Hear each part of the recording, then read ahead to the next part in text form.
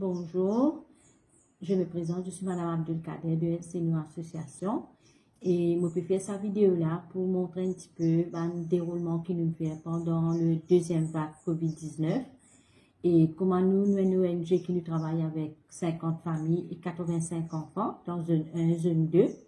Et vraiment, nous nous tenons quand sa deuxième vague là est passée parce que nous sommes déjà passé un moment assez dur, assez pénible. Surtout nous avons une famille qui est beaucoup sommaire et nous avons des enfants côté académique, tout ça, c'est bien affecté. Et sa deuxième vague là, vraiment, il pénalise beaucoup plus nous avons des enfants et nous avons une famille qui sont dans une situation vraiment alarmante.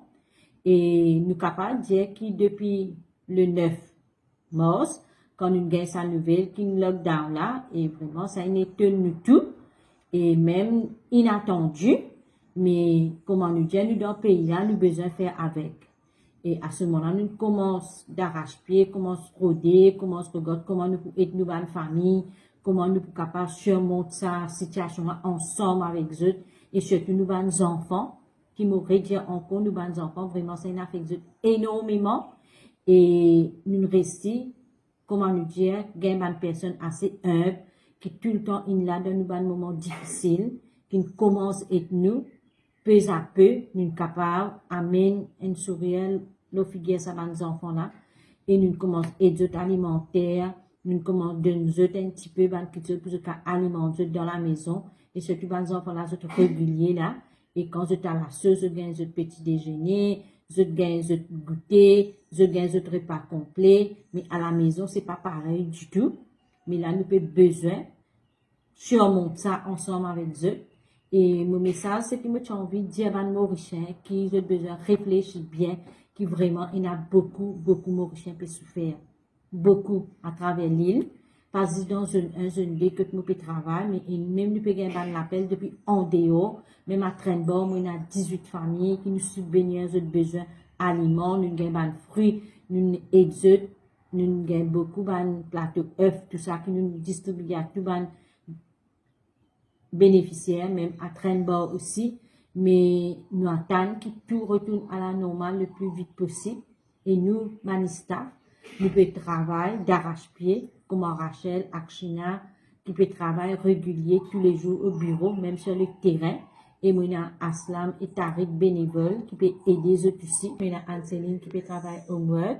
L'équipe Lila peut travailler en la Corité, en collaboration, et pour faire le mieux possible pour tous nous bénéficiaires et nous enfants. Réussissant qu'ils soient mieux et à l'aise et toujours garder sa confiance qu'ils étaient là avec nous là.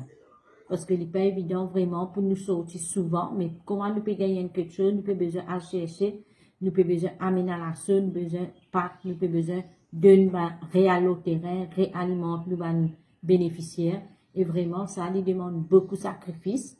Et nous sommes capables de dire par la grâce de Dieu, nous pouvons rester faire avec toutes les précautions que nous pouvons prendre. Nous pouvons rester alimenter nos familles. Et nous dire un grand merci à toutes les personnes qui sont nous, qui sont à l'écoute de nos demandes. Et ça, vraiment, que Dieu peut bénir abondamment. Et nous attendons qu'ils nous retournent à la normale le plus vite possible.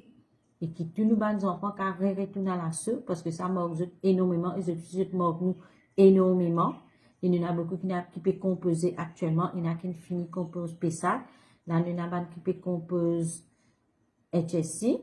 Et nous attendons que tout passe bien, nous souhaitons beaucoup de bonheur dans l'examen et que tout retourne à la normale le plus vite possible, nous capables de répondre. Merci.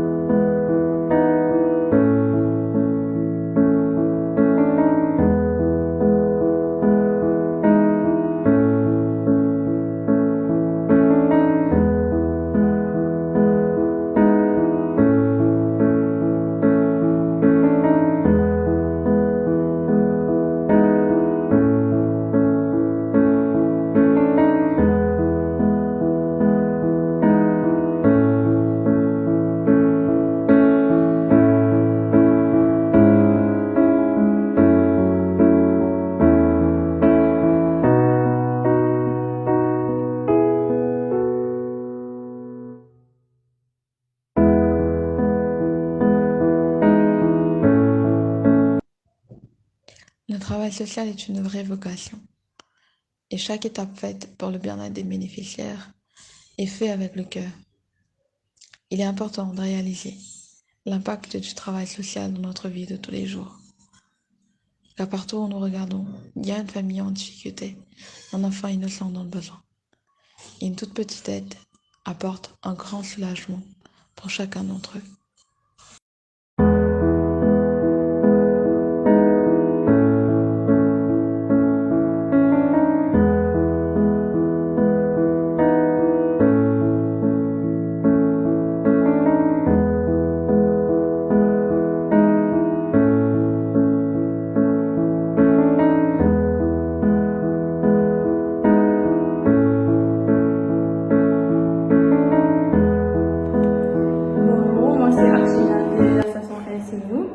En tant que jeune, je veux dire que c'est une expérience exceptionnelle de travailler là, surtout avec la crise en ce moment, la pandémie, tout ça.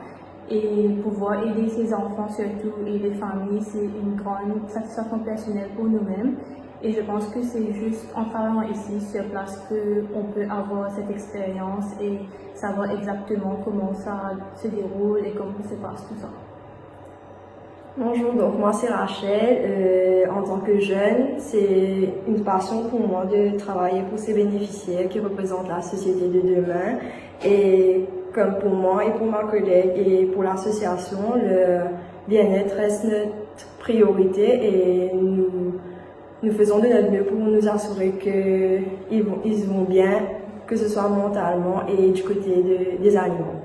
Et nous sommes ravis aussi de faire partie de l'équipe de LCI. Merci.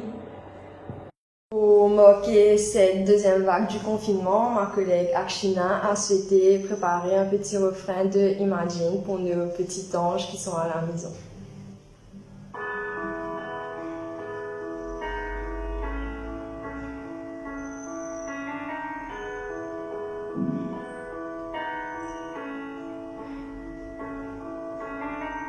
Imagine there's no heaven. It's easy if you try. No hell below us. Above a sunny sky. Imagine all the living for today. Oh, imagine there's no countries. It isn't hard to do. Nothing to kill or die for. And no religion too. Imagine all the people living life in peace. You may say I'm a dreamer, but I'm not the only one. I hope someday you join us and the world